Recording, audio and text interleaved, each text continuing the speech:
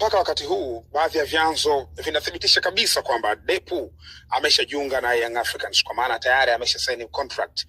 Lakini kwa taarifa ambazo mimi nilikuwa nazo ni kwamba hizi taarifa sishangae kuona zikispread, kwa sababu juma hili hapa ilikuwa ndo juma ambalo Jumatatu ilikuwa inazungumzwa kwamba kutoka kwenye vyanzo vya kuaminika kwamba klabu ya Young Africans na Depu wamefikia katika hatua nzuri za kuweza kukamilisha hiyo deal. So sasa hivi nikiambiwa deal imekamilika inakuwa so story kubwa, na almost 2 days ago Depu hakuonekana kwenye kikosi cha Radomiak cha huko Poland, klabu yake hiyo, kwenye session za mazoezi. Maana yake taa ya kijani ilikuwa inazidi kuwaka kuelekea usajili wa Depu.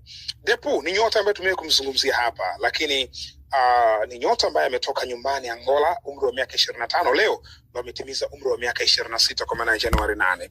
Lakini ni nyota ambaye alitoka kwao Academic Lobito, timu ya kwao kabisa huko mkoani Lobito, lakini akaenda Nacala, akatoka hapo akaenda Sagrada, na baadaye alipita Petro kidogo sana na akatimkia zake Ureno kule kwenye klabu ya Gil Vicente. Klabu ya Gil Vicente ni klabu ambayo kwa Ureno inachukua wachezaji sana kutoka Afrika. So baada ya kufika Gil Vicente mambo hayakwenda vizuri sana, akatoka hapo ndo akaenda Poland huko.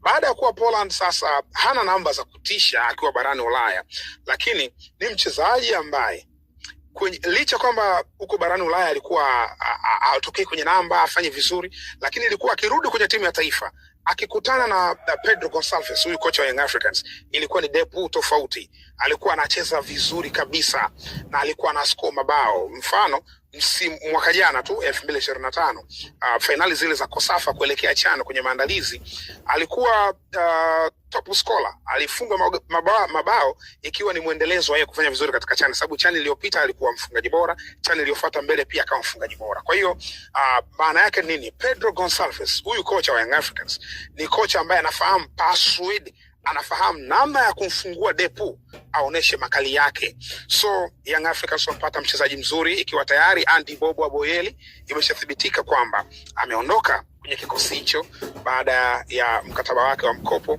kuyeyushwa, kwa sababu alikuwa na mkopo wa mwaka mmoja. Lakini Young Africans wameona kuna kila sababu ya kumwongeza Depu ambaye alitakiwa na kocha mwenyewe Pedro Gonçalves Soares. Wewe unaonaje kuhusu Depu? Unaona Young Africans, unamuona Depu anaingia katika dirisha dogo akifunga goli ngapi?